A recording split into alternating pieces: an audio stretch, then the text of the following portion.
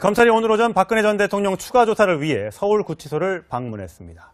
국정원 특수활동비를 상납받은 이유와 사용처를 확인하기 위한 것이었습니다. 네, 조사에 응했을지 서울구치소에 나가 있는 취재기자 연결해 자세한 내용 알아보겠습니다. 네, 윤준호 기자, 그런데 박 전 대통령이 조사를 거부했다고요?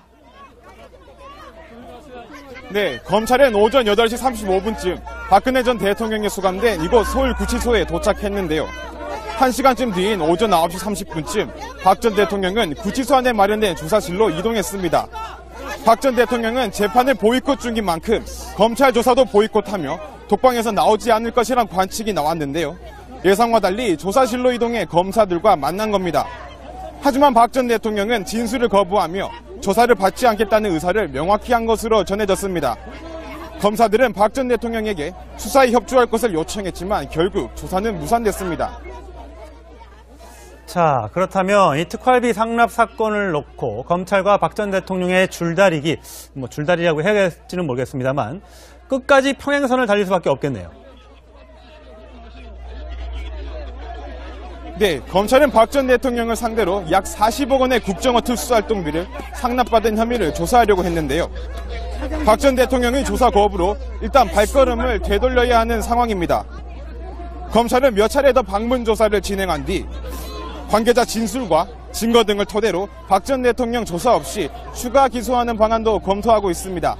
지금까지 서울구치소에서 전해드렸습니다. 줄다리라고 해야 할지는 모르겠습니다만 끝까지 평행선을 달릴 수밖에 없겠네요.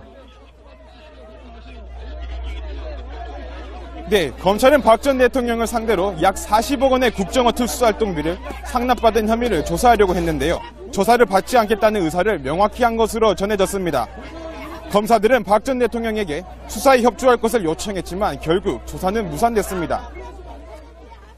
자, 그렇다면 이 특활비 상납 사건을 놓고 검찰과 박 전 대통령의 그런데 박 전 대통령이 조사를 거부했다고요? 네, 검찰은 오전 8시 35분쯤 박근혜 전 대통령이 수감된 이곳 서울구치소에 도착했는데요. 1시간쯤 뒤인 오전 9시 30분쯤 박 전 대통령은 구치소 안에 검찰이 오늘 오전 박근혜 전 대통령 추가 조사를 위해 서울구치소를 방문했습니다.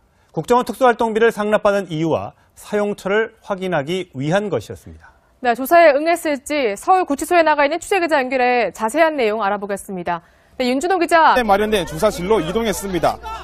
박 전 대통령은 재판을 보이콧 중인 만큼 검찰 조사도 보이콧하며 독방에서 나오지 않을 것이란 관측이 나왔는데요. 예상과 달리 조사실로 이동해 검사들과 만난 겁니다. 하지만 박 전 대통령은 진술을 거부하며